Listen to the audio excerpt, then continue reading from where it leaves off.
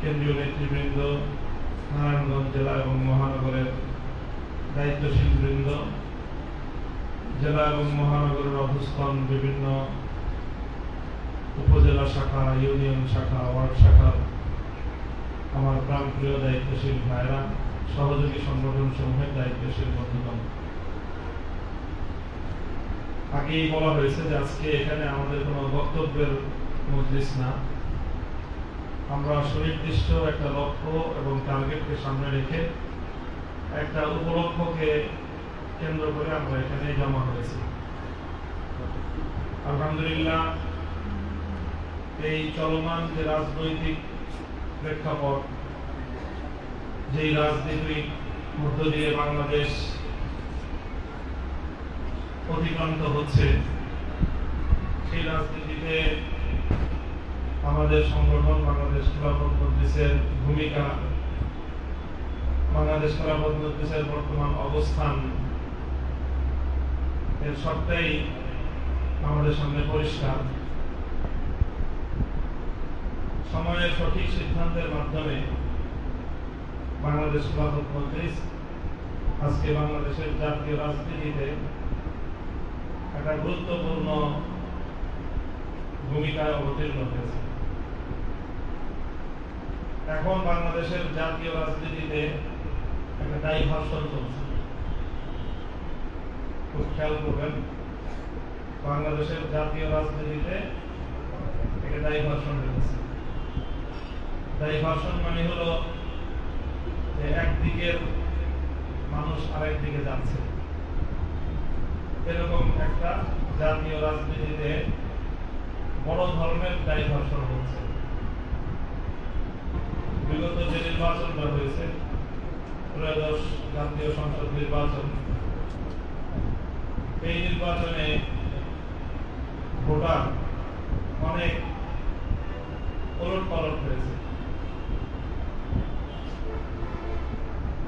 তার বড় কারণ হলো 24-এর ফ্যাসিবাদ বিরোধী আন্দোলনে বাংলাদেশ থেকে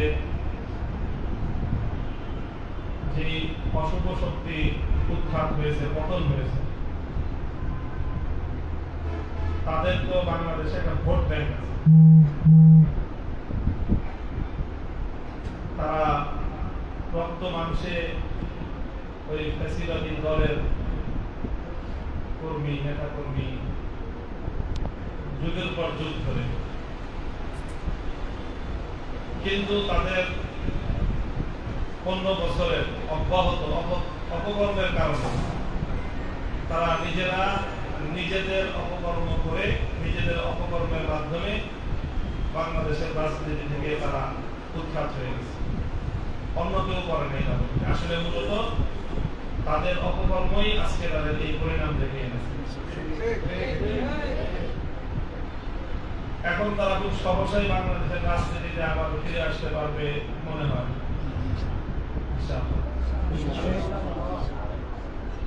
কিন্তু তাদের যারা সমর্থক ছিল তারা তো বাংলাদেশে রয়ে গেছে। এখন তারাও সংখ্যায় খুব কম না। তো এই সবকিছু মিলে দেখা যাচ্ছে বিগত নির্বাচনের ফলাফল যদি আপনারা লক্ষ্য করেন, তাহলে একটা জিনিস দেখবেন যে বর্তমান যে সরকার, যে দল ক্ষমতাসীন বিএনপি সারা দেশে যে ভোটটা পেয়েছে, সেই ভোটের বড় একটা অংশ হলো ওই যারা পতিত ফ্যাসিবাদী শক্তি, তাদের যে ভোট, এবং যারা বাংলাদেশের যে ঐতিহ্যের রাজনীতি, এটাকে পছন্দ করে না, ইসলাম বিরোধী রাজনৈতিক ধারার যে জনশক্তি, তারা ব্যাপকভাবে আওয়ামী লীগের অবর্তমানে বিএনপিকে তাদের ঠিকানা মনে করতেছে। তাহলে বিএনপিকে যারা ভোট দিত তারা কোথায় গেল? বিএনপির ভোটগুলো আরেক দিকে ডাইভার্ট হয়েছে। ভোটের কিন্তু তারতম্য খুব বেশি না। ধরে নেন তারা সব মিলে ভোট পাইছে 51%, আর বাকি এই স্বতন্ত্র কিছু পাইছে, আর বাকি ভোট 40%-এর উপরে হলো 11 দলীয় জোট পাইছে সব মিলিয়ে। তো ভোটের পরিসংখ্যানে তারতম্য খুব বেশি না, কাছাকাছি। তো এই সব কিছু মিলিয়ে দেখা যাচ্ছে যে বাংলাদেশপন্থী ইসলামী মূল্যবোধের যে রাজনীতি করত বিএনপি এতদিন, সেই ইসলামী মূল্যবোধের রাজনীতি, বাংলাদেশপন্থী রাজনীতি, দিল্লি বিরোধী রাজনীতি, ভারতীয় আধিপত্যবাদ বিরোধী রাজনীতি, বিএনপি সেখান থেকে সরে যাচ্ছে। বিএনপি ভারতীয় আধিপত্যবাদের রাজনীতি থেকে সরে গিয়ে ভারতীয় গোলামের রাজনীতির পথ বেছে নিতেছে। এর ফলে ওই ভোটার গুলো বিএনপির দিকে ধাবিত হচ্ছে, আর বিএনপির যারা অরিজিনাল ভোটার তারা বিএনপি থেকে দূরে সরে যাচ্ছে। এই হলো বাংলাদেশের রাজনীতির একটা ডাইভারশন চলছে। এই সময়টায় যারা বাংলাদেশপন্থী রাজনীতিটাকে শক্তিশালীভাবে ধারণ করতে পারবে তারা রাজনৈতিকভাবে একটা গুরুত্বপূর্ণ অবস্থানে চলে যেতে পারবে। এবং আলহামদুলিল্লাহ বাংলাদেশে এখন এই জায়গাটায় তিনটা দলের একটা প্রতিযোগিতা চলবে। খোলামেলা কথা, রাজনীতির দলগুলোর মধ্যে পারস্পরিক প্রতিযোগিতা থাকবে। জামায়াতে ইসলামী, এনসিপি এবং বাংলাদেশ খেলাফত মজলিসের মধ্যে একটা প্রতিযোগিতামূলক রাজনীতি হবে। এই বাংলাদেশপন্থী যারা ভারতীয় আধিপত্যবাদ বিরোধী যে জনশক্তিটা এখন এই তিনটা দলের মধ্যে, সংগঠনের মধ্যে যারা গণমানুষের, দেশের এবং গণমানুষের চিন্তা চেতনা এবং গণমানুষের প্রতিনিধিত্বকে ধারণ করতে পারবে, তারা আগামী রাজনীতিতে সামনে অগ্রসর হবে। কাজে আমরা মনে করি এই জায়গাটা আমাদের জন্য বিরাট একটা সুযোগ আছে। আমরা দেশ এবং জাতির ঐতিহাসিক খেদমত আঞ্জাম দিতে পারি, তবে সেজন্য মানুষের আস্থা অর্জন করতে হবে। শুধু মুখের কথায় ছিল মানুষের আস্থা অর্জন করতে হবে, নেতৃত্ব তাদের দক্ষতা প্রমাণ করতে হবে, সাহসিকতার প্রমাণ দিতে হবে, দেশের পক্ষে জাতির পক্ষে সিনা টান করে দাঁড়াইতে হবে, আধিপত্যবাদের বিরুদ্ধে রাজপথে শক্তিশালী ভূমিকা পালন করতে হবে। জুলাই বিপ্লবকে বাংলাদেশের রাজনীতিতে প্রতিষ্ঠা করার যে সংগ্রাম, এই সংগ্রামে সামনের সারিতে থাকতে হবে। আগামী বাংলাদেশের এই রাজনৈতিক ডাইভারশনের গুরুত্বপূর্ণ সিগনিফিক্যান্ট পয়েন্ট হবে জুলাই অভ্যুত্থান। এক পক্ষ জুলাই অভ্যুত্থানের গুরুত্ব বাংলাদেশ থেকে কমানোর চেষ্টা করবে, আরেক পক্ষ জুলাই অভ্যুত্থানের গুরুত্বকে তাৎপর্যময় তার গুরুত্বকে ঊর্ধ্বে তুলে ধরার চেষ্টা করবে। এই লড়াই ইনশাআল্লাহ আমরা জিতব। আমরা বিএনপির হেদায়েত কামনা করি। বিএনপি যেন জুলাইয়ের বিপক্ষে এবং ভারতের আধিপত্যবাদের পক্ষে চূড়ান্তভাবে অংশগ্রহণ না করে, আমরা সেই কামনা করি। যদি করে বিএনপি, তাহলে তাদের জন্য আত্মঘাতী এবং তারা বাংলাদেশের রাজনীতি থেকে হারায় যাবে।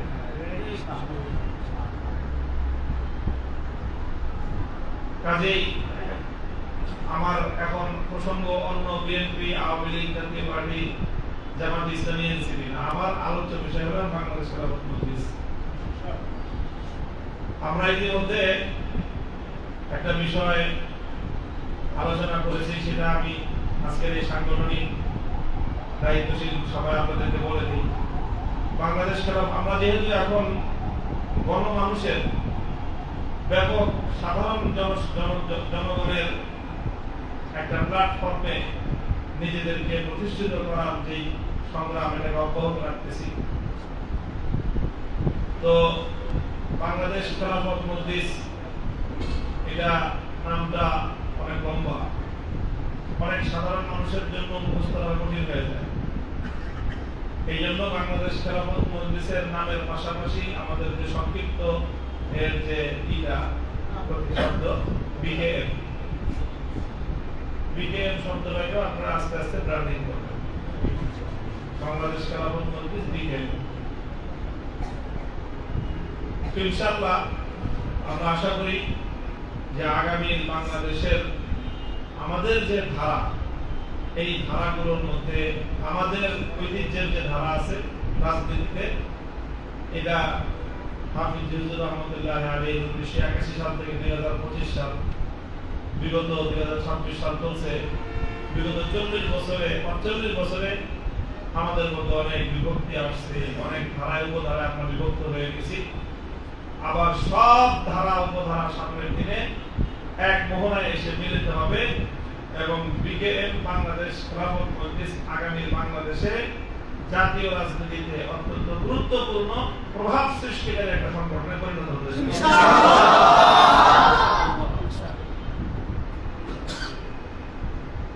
তো এই জন্য এখন আমাদের নেতাকর্মীদের দায়িত্ব অনেক বেশি।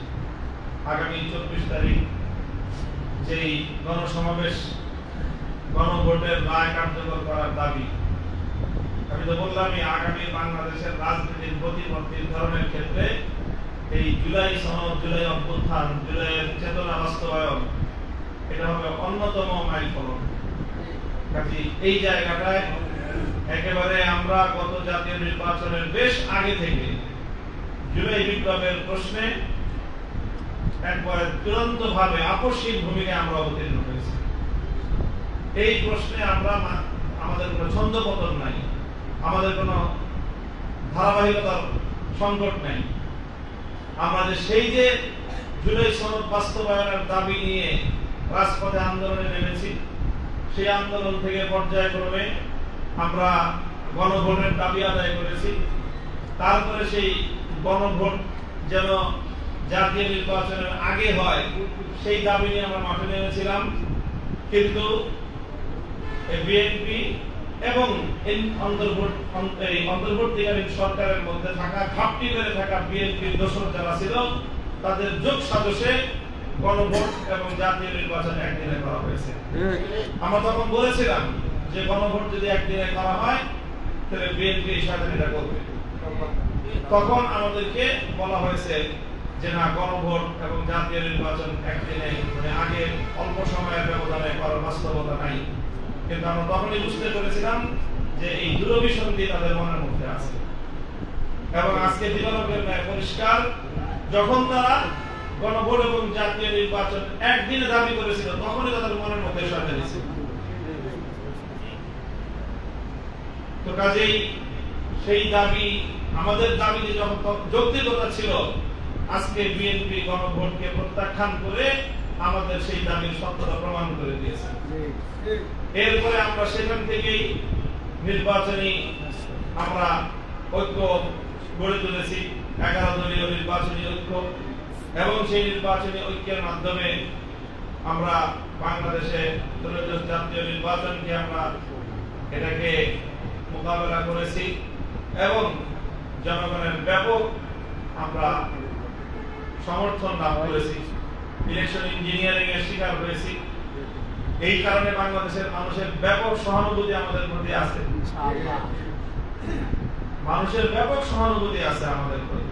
সারা দুনিয়ার মানুষ, প্রবাসী বাঙালিরা, আমি এই যে আমরা সফরে গিয়েছিলাম, এখনো দেখলাম যে সেখানে প্রবাসীরা আমাদের খালি কান্দে। তাদের মধ্যে মানে একটা আবেগ এখনো কাজ করতেছে। তারা সকলে বিশ্বাস করে যে আমাদেরকে ইঞ্জিনিয়ারিং করে হারিয়ে দেওয়া হয়েছে। কাজে এই যে মানুষের যে সহানুভূতি, এই সহানুভূতিটাকেও আগামী বাংলাদেশের জন্য আমাদের কাজে লাগাতে হবে। মানুষ আমাদেরকে বলছে আপনারা আগায় যান, অগ্রসর হন, আমরা আপনাদের সাথে আছি ইনশাআল্লাহ। এই জন্য আমাদের আন্দোলন সংগ্রামের একটা গুরুত্বপূর্ণ ভূমিকা পালনকারী হলো নারায়ণগঞ্জ, বাংলাদেশের ঢাকার প্রধান প্রবেশপথ। 2013 সালের 5ই মে 6ই মে রক্তাক্ত কারবালার প্রান্ত হলো এই নারায়ণগঞ্জের সিদ্ধিরগঞ্জ থেকে এই চিটাগাং পর্যন্ত এই এলাকাগুলো। কাজেই আন্দোলন সংগ্রামের তীর্থভূমি। বাংলাদেশের রাজধানী ঢাকার গৌরবোজ্জ্বল প্রবেশ পথ। এই নারায়ণগঞ্জকে বিকেএম এর একটা ঘাঁটি হিসেবে গড়ে তুলতে হবে ইনশাআল্লাহ। এবং এখনই তার সবচেয়ে উত্তম এবং মোক্ষম সময়। আগামী 24শে এপ্রিলের এই গণসমাবেশকে কেন্দ্র করে আমি আশা করব যে আপনারা প্রত্যেকটা ওয়ার্ডে ওয়ার্ডে এবং প্রত্যেকটা পাড়ায় পাড়ায় বাংলাদেশ খেলাফত মজলিসের সাংগঠনিক নেটওয়ার্ক আপনারা বিস্তার করবেন ইনশাআল্লাহ। এখানে প্রত্যেক শাখা থেকে, জেলা এবং মহানগর থেকে আমরা যেরকম ব্যাপক জনশক্তির উপস্থিতি আমরা দেখতে চাই, ঠিক একইভাবে এই বিশাল সমাবেশ সাফল্যমণ্ডিত করার জন্য বিশাল অর্থনৈতিক খরচেরও প্রয়োজন। সেই বাজেট কালেকশনের ক্ষেত্রেও আপনারা আপনাদের উভয় শাখা গুরুত্বপূর্ণ ভূমিকা পালন করবেন, এটা আমার আশা। এখন আমি আপনাদের এখানে আজকের এই বৈঠকের একটু মানে পর্যালোচনা করি বা একটু দেখি, আমরা পরীক্ষা করে দেখি আপনারা আজকের উপস্থিতিটা কিরকম। এবার নারায়ণগঞ্জ জেলায় উপজেলা কয়টা?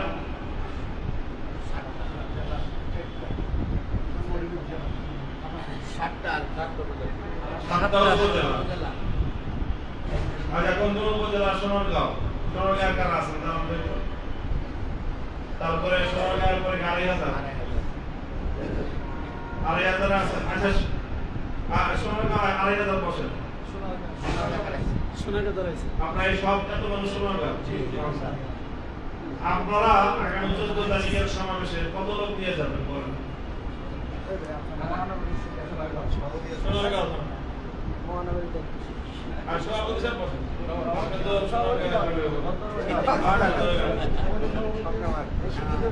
কত লোক নিলেন? ইনশাআল্লাহ সোনারগাঁও থানা থেকে, সোনারগাঁও উপজেলা না থানা? থানা। সোনারগাঁও থানা থেকে 1000 করা যাবে ইনশাআল্লাহ। তারপর 2500 থানা কারা আছে?